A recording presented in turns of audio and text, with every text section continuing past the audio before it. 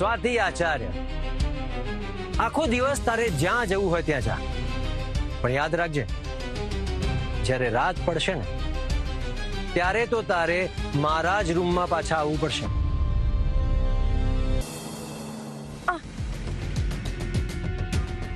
Mom, અચાનક અત્યારે મને બહુ જ માથું દુખી રહ્યું છે. અરે માથું દુખે છે તો હું તારા માટે પેઇન કિલર લઈ આવું. ના ના, એનાથી પણ મારું માથું નહીં ઉતરે. તો પછી બામ લઈ આવ. ના ના, એના કરતા જો કોઈ મારું માથું દબાવી આપે તો મારું માથું ઉતરી જશે. લાવ, હું જ તારું માથું દબાવી આપું છું. ના ના, તમે મારું માથું દબાવશો એ મને સારું નહીં લાગે. એમાં વળી ખોટું શું છે? તમે એમ પણ બહાર ગામથી હમણાં જ આવ્યા છો, તમે થોડો આરામ કરો. અને એમ પણ સ્વાતિ છે ને, એ મને દબાવી આપશે. દબાવી આપીશ ને? હાસ તો દીદી, એમાં વળી પૂછવાનું થોડી હોય. શાબાશ રૂપા, તું તો ધાર્યા કરતા વધારે સ્માર્ટ નીકળી. તારી સાથે રહેવાની તો મને મજા આવશે. હવેથી પાટીદાર ઘરની કથિત મોટી વહુ મારા દીકરાની પત્નીની ગુલામ બનીને સેવા કરશે. તમે રેસ્ટ કરો મમ. હા બેટા, સાચવજે. હા,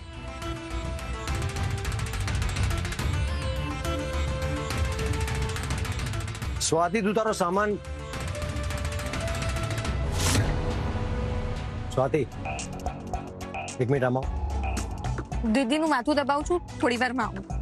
મેં કહ્યું ને, એક મિનિટ આવ. એક મિનિટ દીદી, હું આવું.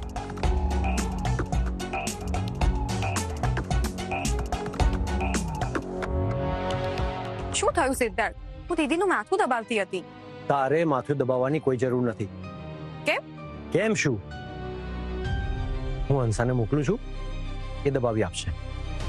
સિદ્ધાર્થ, હંસાબેન ઘરમાં છે જ નહીં. લગ્નના કારણે તમે હંસાબેનને એમના ઘરે મોકલી દીધા છે. ભૂલી ગયા તમે? આ બંને જણા સાઈડ પર જઈને શું ખુસુર ફુસુર કરી રહ્યા છે? સ્વાતિ, તું આ ઘરની મોટી વહુ છે, તને આ બધા કામ શોભા નથી આપતા. તો શું થયું? હું આ ઘરની મોટી વહુ પછી પેલા મારી રૂપા દીદીની બેન છું. તું દરેક વાતમાં દલીલો કેમ કરે છે? હા, પણ તમે વાત જ એવી કરો છો તો હું શું કરું? અને અત્યારે દીદીનું ધ્યાન રાખવું એ મારી જવાબદારી છે. લાવ દીદી.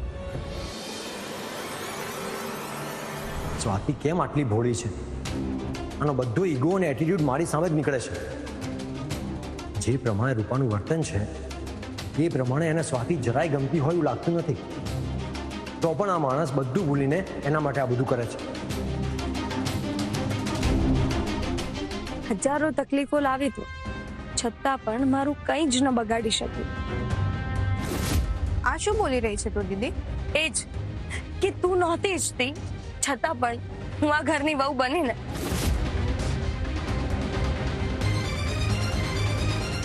તને શું એમ લાગે છે દીદી કે મને કઈ ખબર નથી પડી રહી? આ બધું જ તું મારું અપમાન કરવા કરી રહી છે એ વાતની મને જાણ છે. અને મને એ પણ ખબર છે કે તને હમણાં માથું નથી દુખી રહ્યું. અરે વાહ, તને તો બધી જ ખબર પડે છે ને કઈ? હા, મને તો ખબર પડે છે, પણ તને એ નથી ખબર કે તે જે જાણી જોઈને ભૂલ કરી છે ને એના માટે તારે આખી જિંદગી પછતાવું પડશે. દીદી, મેં ક્યારેય તારા માટે ખરાબ નથી વિચાર્યું કે હમણાં પણ વિચારી નથી રહી. પણ સત્ય એ જ છે કે તે જે આ નિર્ણય લીધો છે ને એના પછી તને દરેક ક્ષણે માત્ર ને માત્ર દુઃખ જ મળશે. અને મને અપમાનિત કરવા માટે તું જે આ બધું કરી રહી છે ને, એક દિવસ તને એનો પછતાવો થશે. તારી હજાર ભૂલ હોવા છતાં તું મારી દીદી છે. એટલે જ જ્યારે તારી સાથે અન્યાય થતો હતો ત્યારે હું આખા પરિવાર સામે લડી પણ તારી બાજુમાં ઊભી રહી.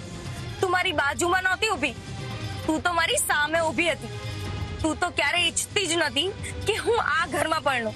એનું કારણ તો તું જાણે જ છે, બસ તું એ સમજવા નથી માંગતી. અને દીદી, તારી સાચી લડાઈ મારી સાથે નથી, પણ હવે રાહુલભાઈ સાથે થવાની છે. આ શું બોલે છે તું? સાચું કહી રહી છું. પણ એ સમય આવે તું સમજી જઈશ. અને એક વાત યાદ રાખજે દીદી, જો હું તારી સાથે ઊભી રહી શકું છું તો તું જ્યારે ખોટું કરે ને ત્યારે તારો હાથ પકડીને તને સાચો રસ્તો પણ બતાવી શકું છું.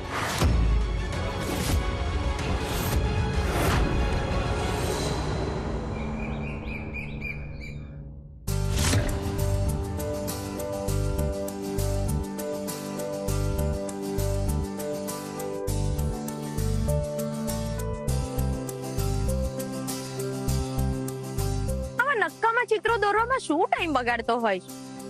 નક્કામાં ખાસ તો ચિત્ર તો કેવું આમ મીનિંગફુલ હોવું જોઈએ. એટલે આમ ચિત્ર જોતા જ એવું લાગે કે હમણાં એક વાત કહી રહ્યું છે. તો એમ તમે સરખી રીતે જોયું પણ ખરું કે મારું ડ્રોઈંગ કેવું છે? જોઈએ તો પણ મને આમાં કઈ ખાસ ના લાગ્યું. તો શું ડ્રો કર્યું છે તે? આમ પણ આર્ટને સમજવા માટે આર્ટ જોઈએ. ઓહ કવિરાજ, ભૂલીશ નહીં કે તું પેઇન્ટર છે. અને આર્ટની તો તું વાત જ ના કરીશ. મારી સ્વાતિ દીદીના પેઇન્ટિંગ જોયા છે? જોતા જ એવું લાગે કે હમણાં બધી જ વસ્તુઓ બહાર નીકળીને આંખ સામે આમ જીવતી થઈ જશે. હા, એ વાત તો સાચી કહી. સ્વાતિ ભાભી ખરેખર બહુ ઉમદા કલાકાર છે. હા, ઊંડા કલાકાર? ઊંડા નહીં, ઉમદા એટલે શ્રેષ્ઠ. તો એમ બોલ ને, બેસ્ટ. સોરી મેડમ, ભૂલ થઈ ગઈ. હા, પણ એક દિવસ હું પણ સ્વાતિ ભાભીને જેમ ચિત્ર દોરતા શીખીશ. અને એ દિવસે આ જ કેનવાસ પર મારા મનના વ્યક્તિનું ચિત્ર બનાવીશ. અને એ જ હશે મારું માસ્ટરપીસ.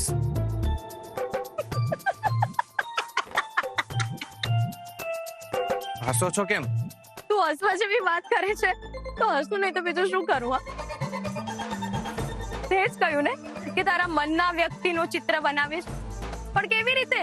તારું મનનું વ્યક્તિ તું તને સપનામાં આવીને દેખાઈ જશે.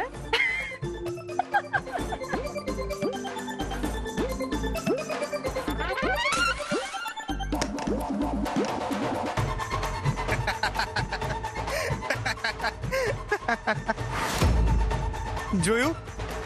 બીજાની મસ્કરી કરો ને તો પોતે જ એનો શિકાર બનાય.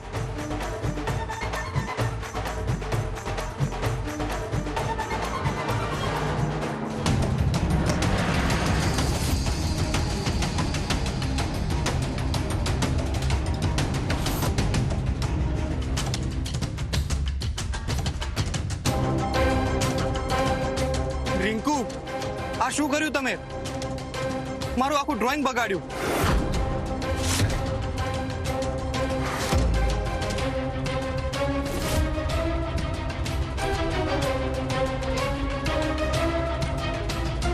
ખબર નહીં આ કુણાલ શું કરી રહ્યો છે.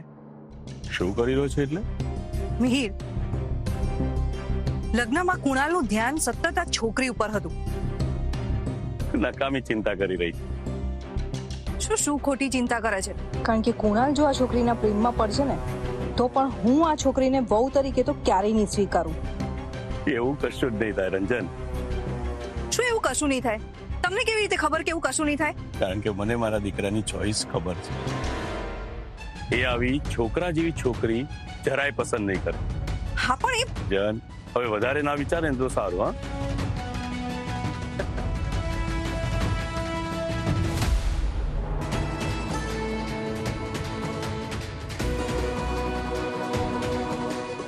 આ શું કરો છો તમે? આજથી તું મારા રૂમમાં રહીશ. કાલે વાત થઈ હતી ને આપણી? એટલે તમે મને ઓર્ડર કરો અને મારે તમારી વાત માની લેવાની? ઓર્ડર?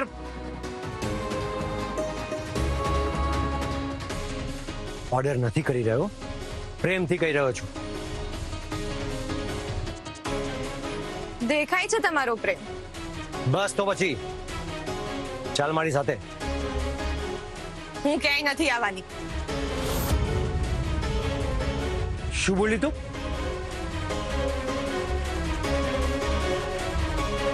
હું ક્યાંય નથી આવવાની.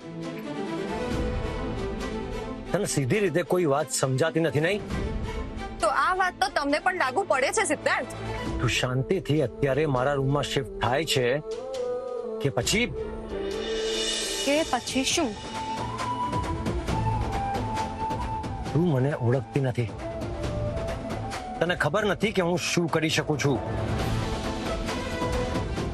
એમ શું કરી શકો છો તમે મિસ્ટર પાટીદાર?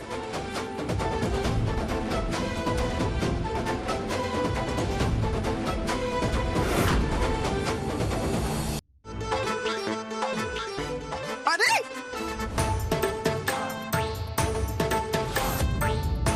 આ શું કરો છો તમે સિદ્ધાર્થ? છોડો મને. તમે તો દાદાગીરી કરી રહ્યા છો. એક તો લગનમાં પણ મને બાંધીને રાખી અને અત્યારે પણ ઉચકીને લઈ જાઓ છો. સિદ્ધાર્થ છોડો મને. નહીં છોડું તો તો શું? તો સ્વાતિ, કયું હતું ને મેં? છોડો મને. સ્વાતિ, આ શું કર્યું ત્યાં? અરે આવું તો બચકું કોણ ભરે? હા તો આવી રીતે ઉચકીને પણ કોણ લઈ જાય? હવે તો કંઈ પણ કરીને તને આ રૂમમાંથી મારા રૂમમાં શિફ્ટ કરીને જ રહીશ. એ શક્ય જ નથી. એમ ચેલેન્જ.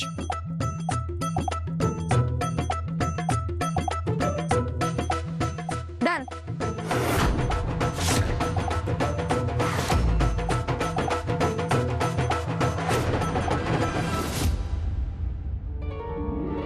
આ સ્વાતિ પોતાની જાતને સમજે છે શું?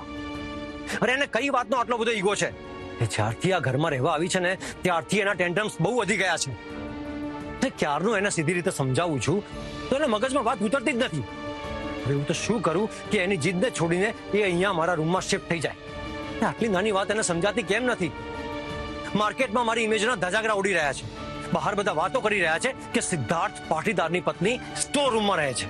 જો રાહુલના મેરેજના વિડીયોની જેમ સ્વાતિનો સ્ટોર રૂમમાં રહેતો વિડીયો વાયરલ થઈ ગયો તો ના ના ના ના ના ના, આવું ના થવું જોઈએ. આવું નહીં થાય. શું કરું શું કરું?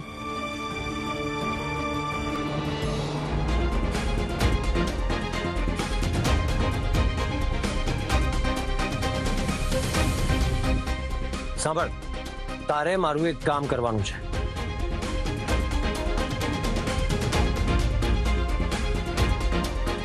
સમજી ગયો ને? હવે જોઉં છું સ્વાતિ આચાર્ય કે આજની રાત તું સ્ટોર રૂમમાં કેવી રીતે વિતાવે છે.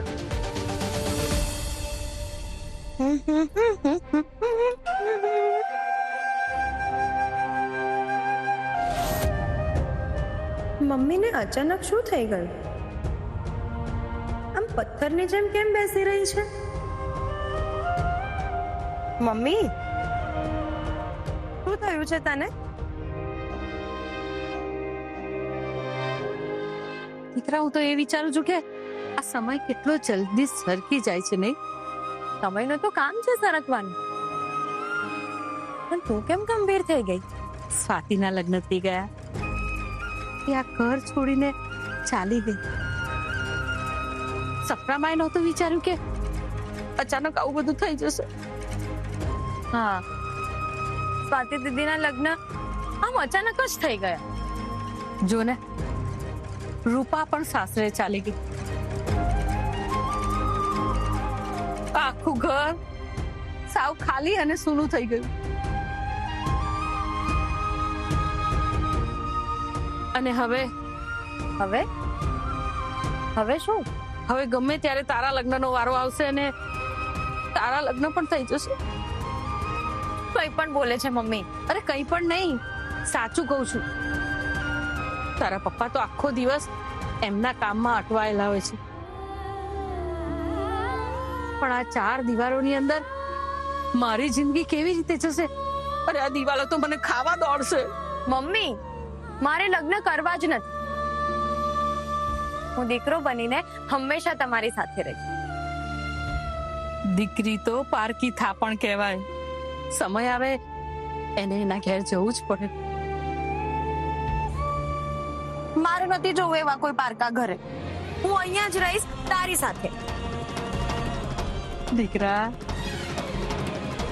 ઈશ્વર જ્યારે કોઈના પર બહુ રાજી થાય ને ત્યારે એના આંગણે દીકરીનો જન્મ થાય. દીકરી એ માત્ર સંતાન નથી બેટા, એ સાક્ષાત લક્ષ્મી અને ત્યાગનું બીજું રૂપ છે. ભગવાન પુરુષોને તો માત્ર એક જ કુળનો દીકરો બનાવે છે, પણ દીકરીને એને એટલા અદ્ભુત આશીર્વાદ આપ્યા છે કે દીકરી એક સાથે 2 કુળને તારે છે બેટા. ઈશ્વર દરેકના નસીબમાં આટલા મોટા આશીર્વાદ નથી લખતા. આ સંસારમાં દીકરી તરીકે જન્મ લેવો ને એ સૌથી મોટું પુણ્ય છે. તારી બધી જ વાત સાચી, પણ હું તમને છોડીને ક્યાંય નથી જવા.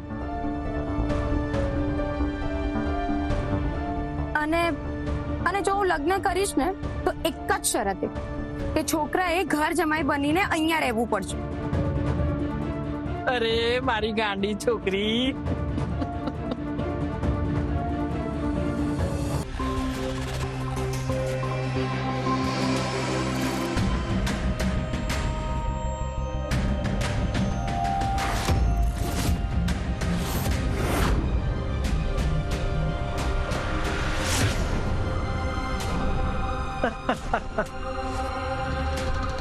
શું થયું? સ્ટોર રૂમ બંધ થઈ ગયો?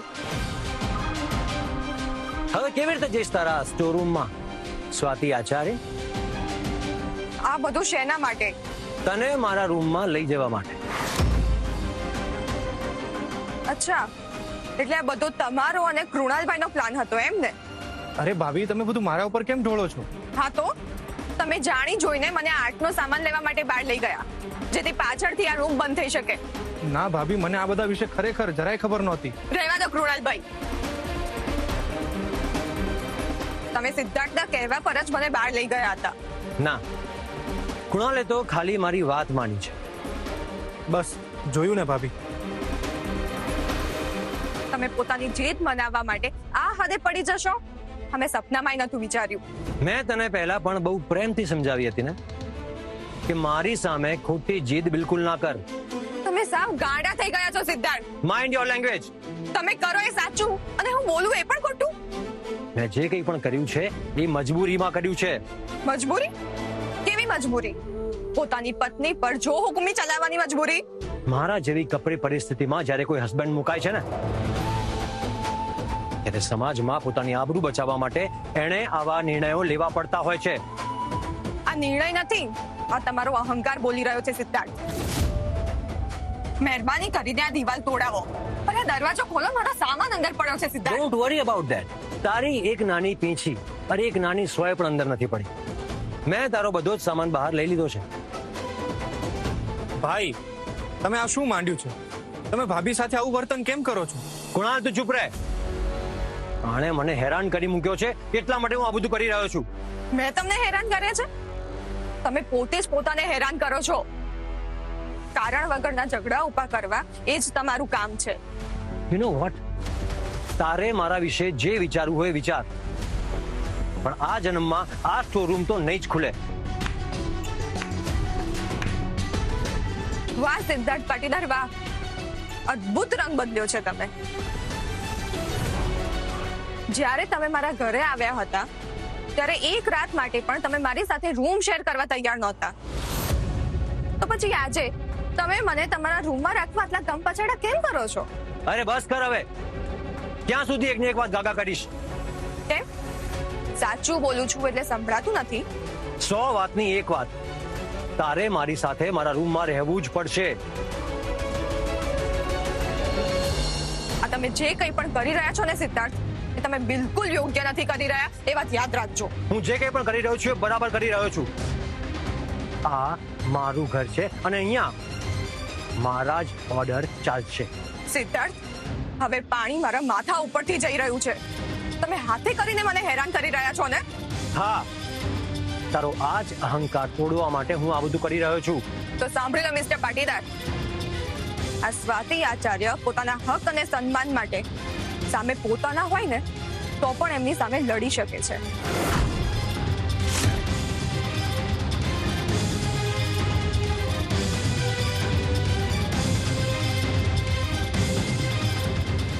ભાઈ, તમે આ ભાભી સાથે બહુ ખોટું કર્યું છે. હું પણ તમારાથી ગુસ્સે છું.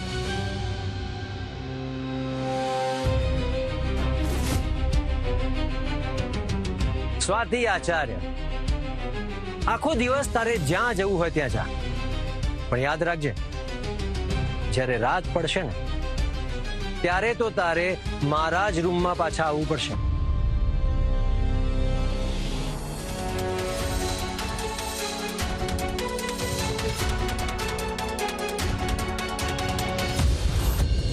આ દીદી પણ સાવ ભૂલકણી છે. પોતાનું કે પોતાની વસ્તુનું જરાય ધ્યાન નથી રાખતી. આ પ્રેગ્નન્સીના રિપોર્ટ્સ આવી રીતે ગમે ત્યાં ખુલ્લા મુકાતા હશે?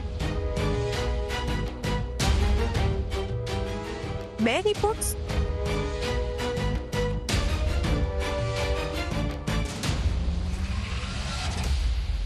આ તો પેલા દિવસે સંજયે આપ્યો હતો એ રિપોર્ટ છે. તો પછી આ બીજો નવા ડોક્ટરનો રિપોર્ટ કબાટમાં ક્યાંથી આવ્યો?